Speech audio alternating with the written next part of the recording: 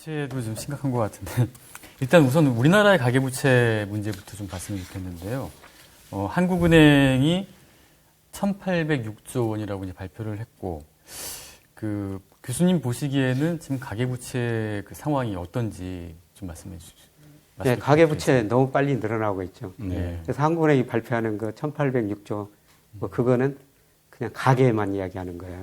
예. 근데 한국은행 그 자금순환표 보면은 가계 및 소규모 자영업자 이런 걸 포함하면은 2,200조가 넘습니다. 네. 네, 그리고 일부에서는 3,000조가 넘는다. 이런 추정도 나옵니다. 전세자금 대출하고 그 임대보증금 이런 것도 넣어야 된다라고 지금. 예, 일부 애널리스트들은 그런 주장을 하죠. 네, 그렇게 되면 3,000조 넘는다 하죠. 예, 굉장히 넘습니다. 그래서 이 절대적인 수준이 문제가 아니라요. 상승 속도, 증가 속도가 너무 빠르다는 것입니다. 네. 예, 그래서 제가 이 그래프를 한번 보시면요. 네. 예, 사실 우리나라도 대표적 부채에서 성장한 나라 중에 한 나라입니다. 97년 외환위기 왜 왔습니까?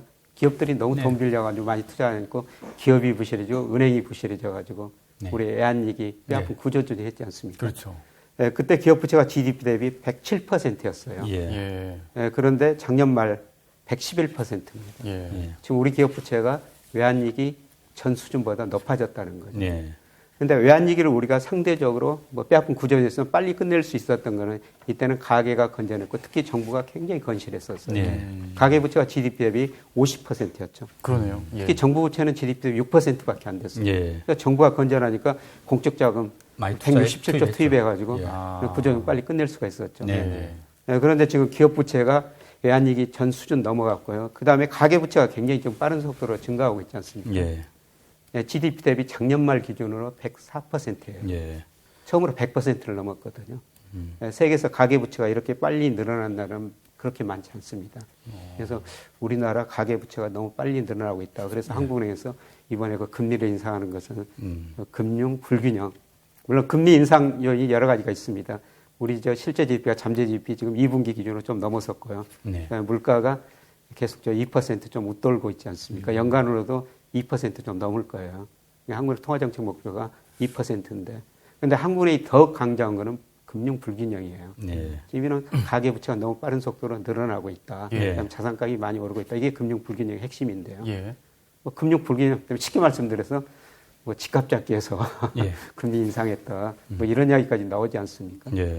가계부채가 이렇게 많이 늘어나고 있습니다. 가계부채의 속도가 이렇게 증가 속도가 빠른 이유가 어디 있습니까? 교수님 보시기에는? 우선 집값이 오르니까요. 집값이 오르니까 사람들이 돈 빌려가지고 집을 많이 사죠. 근데 주택담보대출 같은 경우는 많이 지금 억제를 하잖아요. 아예 지금 예를 들어서 15억 이상은 아예 안 되고 9억에서 15억 사이는 또 몇 퍼센트, 9억 이하는 또 몇 퍼센트 이렇게 규제를 하잖아요. 그래도 계속 집값이 올라가고 대출 수요가 늘어나니까요. 대출이 계속 늘어나니까 한국에서 발표한 것처럼 가계부채가 늘어날 수밖에 없죠. 그런데 대출하고 집값하고 제가 인과관계를 한번 분석해 봤어요. 집값이 올라가서 대출이 늘어나는가, 대출이 늘어나고 집값이 올라가는가, 어느 쪽일 것 같아요? 제가 분석해 보니까 집값이 오르니까 대출이 늘어난 겁니다. 집값이 오르면 어떻습니까? 오르란 기대가 생기면은 그렇겠네요. 대출 받죠. 그래서 집값이 오르니까 대출이 늘어났고요. 그 다음에 은행의 입장에서 보면요. 돈이 들어오면 대출 아니면 유가증권 투자를 해야 돼요. 근데 지금 정부가 특히 그 기업 대출이 과거보다 상대적으로 줄어들고 있거든요. 물론 기업이 차별화됐습니다만 우리나라 대기업들 지금 현금성 자산 818조 가지고 있어요. 그러니까 대기업들이 돈 안 갖다 쓰니까요. 은행 어떻습니까? 그 돈 가지고 가계대출을 늘릴 수밖에 없어요. 그래서 최근에 보니까 은행 대출 중에서 가계대출, 기업대출 이렇게 나눠지는데요. 최근 7월달 통계 보니까 기업대출 비중이 49.8%, 가계대출 비중이 50.2%, 가계대출 비중이 기업대출 비중이 약간 넘어서 버렸거든요. 그러니까 기업들이 돈을 상대적으로 덜 갖다 쓰니까 은행은 가계대출을 늘릴 수밖에 없습니다. 그래서 늘렸고요. 근데 여기서 정부가 좀 억제하고 있죠. 은행들한테 가계대출 좀 줄여라. 그래서 일부 은행이 그게 따르고 있습니다만 좀 시간 지나면요. 또 아마 은행 돈 쓸 데가 없거든요. 그러니까요. 기업이 돈 안 갖다 쓰니까. 아니면 그 돈 가지고 유가증권 사야 될 겁니다. 채권 사야 될 겁니다. 채권을 사든지 아니면 또 가계대출을 시간이 지나면 정부 규제가 조금 느슨해지면은 또 가계대출 늘릴 수밖에 없어요. 돈이 들어오는데 그 돈 어떤 식으로 운영하겠어요? 과거에는 어땠습니까? 이게 대출 규제하고 금리 인상 같은 거 하면은 집값이 빠지고 부채가 좀 줄어드는 그런 효과가 있었습니까? 대출 억제하면은 집값도 부정적인 요인을 받을 수밖에 없죠. 네. 집을 살 돈이 없는데요. 지금 집값이 엄청 비싸는데. 그 자기 돈을 어떻게 집 사겠어요? 대출 받아서 살 수밖에 없는데 대출 못 받으면은 집의 수요가 줄어들죠. 그래서 집값이 떨어질 수밖에 없는데요. 그런데 제가 앞서 말씀드린 것처럼 우리나라 집값을 결정하는 가장 중요한 요소 보니까 가계 대출 금리도 가계 대출액도 집값 결정에 조금밖에 설명을 못 하더라. 가장 중요한 거는 경기더라.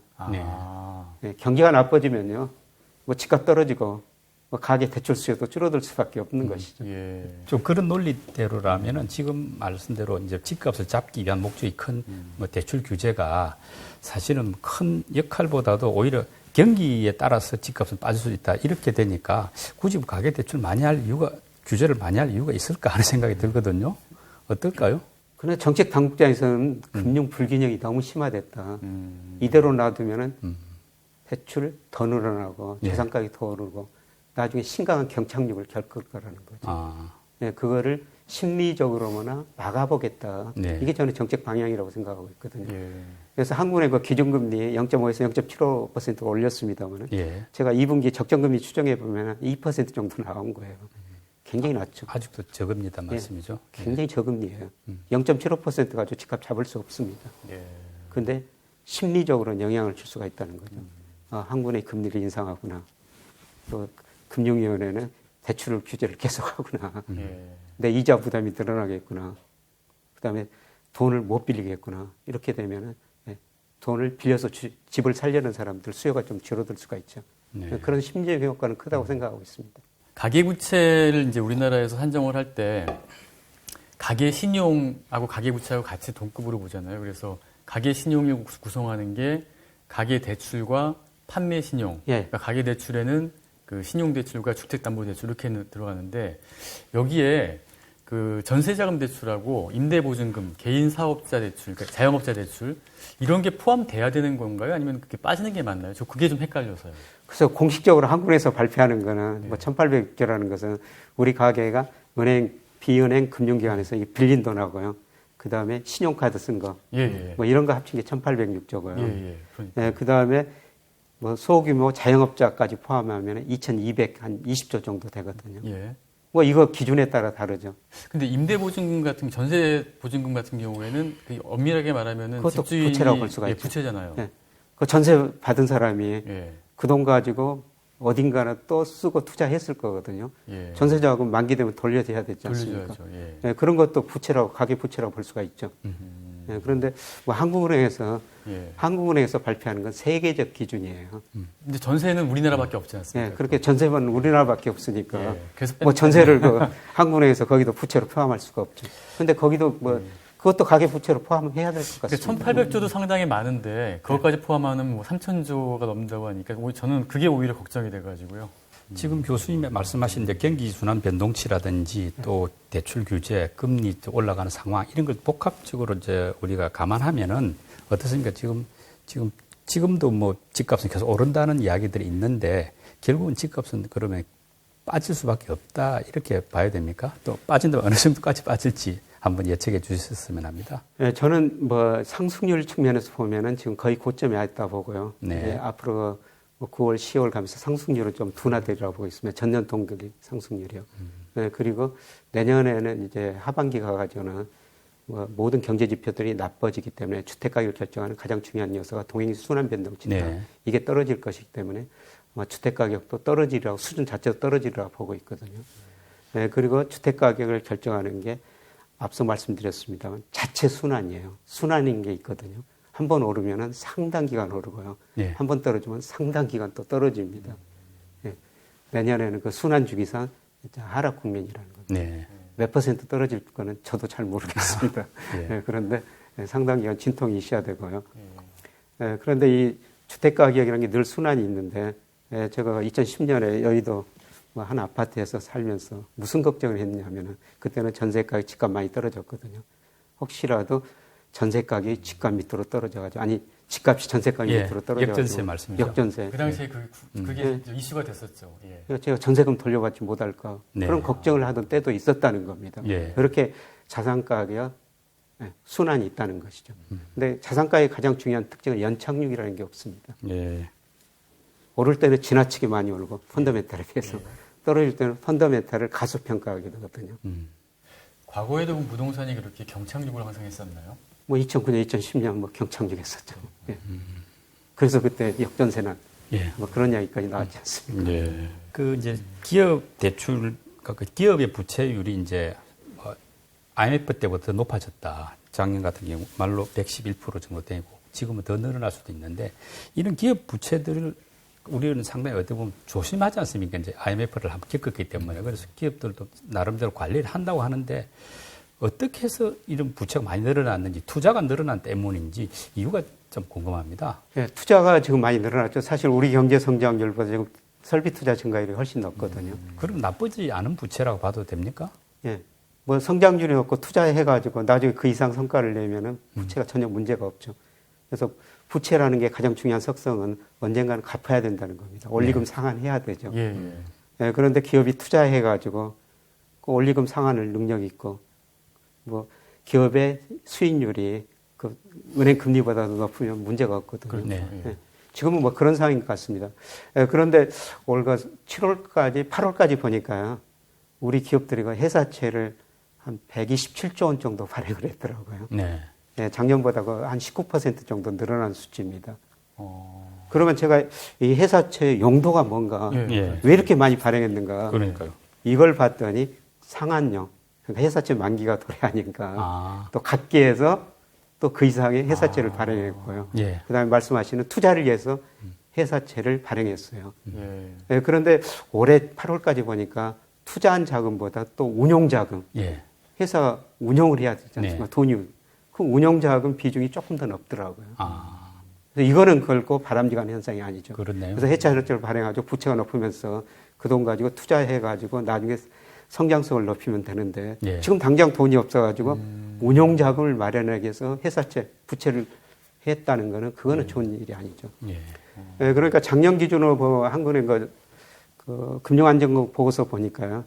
우리나라 기업이 한 2,200개 좀 더 조사를 했는데 예. 47%가 이자 보상 비율이 1 미만입니다. 그럼 저기 준비기업이란 그러니까 말씀이죠. 이자도 못 낸다는 이자도 말씀이죠. 이게 무슨 일이냐면 영업이익 내 가지고 예. 이자도 못 내는 기업이 47%가 된다는 절반이네요. 거예요. 아하.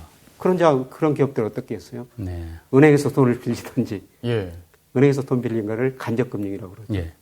아니면은 직접금융, 회사채. 발행. 회사채 이런 걸 발행하죠. 자금을 조달할 수밖에 없죠. 예, 그런데 올해 보니까 설비 투자 자금보다 운용 자금 조금 더 금액이 좀 높더라. 아. 이거는 그 좋은 현상이 아니다 이렇게 볼 수가 있는 그러네요. 것이죠. 예. 과거에도 그렇게 그 기업 부채가 운용 자금이 오히려 투자 자금보다 높은 그런 경우들이 있었습니까? 그거는 뭐 시기에 따라 다른데요. 네. 뭐 그런 경우도 시기에 따라 있었고요. 예. 특히 97년 외환위기 그때는 뭐 투자 자금이 많이 높았는데 후반에는 운용 자금 비중이 더 높았었거든요. 그러니까 운용 자금이 높은 것은 위기가 올 때 상당 전조 현상이 하나 징조라 볼 수 있죠. 있네요. 기업들이 지금 견뎌야 되는데 견딜 돈이 없으니까 네. 외부에서 자금을 조달하는 거죠. 일부는 그런 조짐도 지금 나타나고 있더라는 겁니다. 그러면 이제 주식시장을 이끄는 상위 기업들을 제외하는 상당수 기업들은 굉장히 좀 어려운 상태다. 이렇게 좀 분석이 가능하겠네요. 그렇죠. 오늘 아침 신문 보니까요. 우리나라가 상위 기업수로 보니까 0.1%가 67% 세금을 냈더라. 법인세를. 예. 이런 통계가 나오고 있거든요. 예. 그만큼 차별화가 됐다는 거죠. 예. 그러니까 요새 뭐 우리나라를 대표하는 대기업들 영업이익 사상 최고치다. 뭐 이런 통계들이 많이 나오고 있지 예. 않습니까? 사실 그런 기업들만 좋은 거예요. 차별화가 심각하다는 거죠. 정부 부채도 지금 일단은 뭐 좀 상대적으로 정부 부채가 그 규모는 적다고 그러는데 문제는 이제 속도라고 하는데요. 예. 이게 어느 정도 지금 좀 우려되는 측면입니까? 우리나라 정부 부채가 세계에서는 지금 제일 낮죠. 예. 예, 그래서 이거 17페이지 그래프 한번 보시면요. 네. 뭐 작년 말 기준입니다만은 우리나라 기업 부채는 평균적으로 좀 높고요. 네. 가계 부채가 제일 높은 수준에 있죠. 네. 우리가 가계 부채가 작년 말 기준으로 104% 정도 되니까 예. 뭐 선진국 81%, G20 국가들 한 60, 70%, 신흥국 54%밖에 하니까 네. 가계부채가 높거든요. 네, 그런데 우리 정부 부채가 작년 기준입니다만 45%밖에 안 돼요. 예. 뭐 선진국 136%나 되죠. 우리 정부 부채는 지금 굉장히 상대적으로 낮은 거예요. 그래서 우리 정부가 사실 쓸 수밖에 없습니다. 가계 부채가 높고 기업 부채가 높으니까 네, 정부가 소비 투자 안 되니까 정부가 쓸 수밖에 없죠. 그래서 네, 큰 정부가 들어설 수밖에 없는 상황인데요. 근데 이게 이제 너무 빠른 속도로 늘어나는 게 좀 문제라는 것이죠. 네. 그래서 내년 예산도 지금 600조 원 넘게 편성해 놓고 네, 그렇게 되면 이제 GDP 대비 정부 부채가 50%에 도달할 것이다. 네. 이런 이야기가 나오거든요. 예. 그런데 저는 뭐 우리 정부가 쓸 수밖에 없는 구조라고 생각하고 있어요. 근데 우리 정부 부채가 지금 45%, 50%고 이야기하지만은 일각에서는 이제 공기업 부채 같은 걸 추가하면은 실질적인 어떤 국민들이 볼 때 저 공적 기관, 공적 영역의 부채는 더 많지 않느냐 이런 이야기도 있거든요. 그렇죠. 공기업 부채는 여기에 포함 안 된 거예요. 네. 네. 이거는 그냥 OECD 기준이니까 이렇게 발표하고. 그런데 예를 들어서 한전이나 이런 그 부채는 결국은 정부 부채하고 별 차이가 없는 거 아닙니까? 별 차이 없죠. 그걸 포함하면은 우리 정부 부채도 아마 70%가 넘어설 겁니다. 그래서 한전, 뭐 LH공사 네. 이런 기업 지금 정부가 전부 보장하지 않습니다. 네. 네, 그런데 그 국제 신용 평가 기관들이요. 이런 기업들한테 정부가 보장하니까 정부 신용 등급을 주고 있어요. 네. 네, 그런데 독립 신용 평가라고 만약 정부가 보증 안 해줬을 때 이 신용 등급을 따로 주거든요. 예. 그러면 그것보다 훨씬 낮습니다. 일부 공기업은 투기 등급이에요. 예. 네. 그러니까 그거를 포함하면은 우리 정부가 그렇게 건전한 건 아니죠. 네. 역시 뭐 세계 경제는 미국이 지금 현재 주도하고 있으니까 미국의 정부 부채도 우리가 좀 신경 안 쓸 수가 없는데 지금 미국 정부 부채가 상당히 높아서 좀 뭐 미국 경제의 아킬레스건이다 이런 이야기까지 하는데 어느 정도로 좀 나옵니까? 예. 사실 금융 불균형이 우리나라보다 더 심한 게 미국이거든요. 네. 예, 그래서 그 4페이지 그래프입니다만은 저는 미국 대불균형이 너무 심화됐다. 네. 미국 정부가 돈을 너무 많이 쓴 거죠. 이거는 누적 재정 적자인데요. 네. 작년에 연간으로 보면 연방 정부의 GDP 대비 재정 적자가 15%였어요. 역사상 1940년대, 45년 2차 전쟁 이후로 정부 부채가 많이 늘어났거든요. 네. 그래서 이 연방 정부 부채 제가 빨간 선으로 그려놨습니다만 굉장히 지금 높은 수준에 있고요. 120%가 넘어섰거든요. 네. 그래서 미국 정부가 상당히 부실해졌다. 아. 저는 이것보다는 미국 대부채가 더 걱정스러워요. 네. 순대부채라는 게 미국 대자산에서 대부채를 뺀 거거든요. 예. 이게 1분기 통계까지 나왔습니다. 14조 3천억 달러. 14조. GDP 대비 63% 정도 되거든요. 네. 그러면 쉽게 말씀드려서 미국 사람들이 이 달러라는 돈을 20센트, 40센트 비용 들여가지고 100달러 지폐를 찍어내가지고 중국에서도 상품 사고 우리나라에서 물건 사가는 거예요. 예. 그래서 이렇게 적자가 늘어났는데요. 예. 그러면 이 적자를 어떻게 메꾸느냐. 네. 우리가 지금 사학개미라고 그러죠. 예. 우리가 미국으로 수출해가지고 1년에 한 200억 달러 정도 버는데요. 그 돈 상당부가 좀 미국 국채 사주거든요. 예. 한국은 애완보육 가지고 미국 국채 상당히 투자하죠. 그다음 우리가 국민연금도 미국 주식 투자 굉장히 많이 하고 있습니다. 거기다 우리 개인들까지 예. 지금 미국 주식 사고 채권 사고 있지 않습니까? 예. 중국도 마찬가지예요. 미국으로 수출해가지고 미국 국채를 한 1조 지금 한 700억 달러 정도 가지고 있거든요. 아, 미국의 그 빚을 전 세계가 다 부담을 하고 있는 다 거예요? 부담하고 있는 거예요. 미국 주식 채권 사가지고. 네. 그런데 미국 주가가 예술 거품이다. 미국 정부에 대한 신뢰가 더 떨어진다. 네. 그러면 덜 사죠. 그럼 미국으로 돈이 덜 들어가면은 네.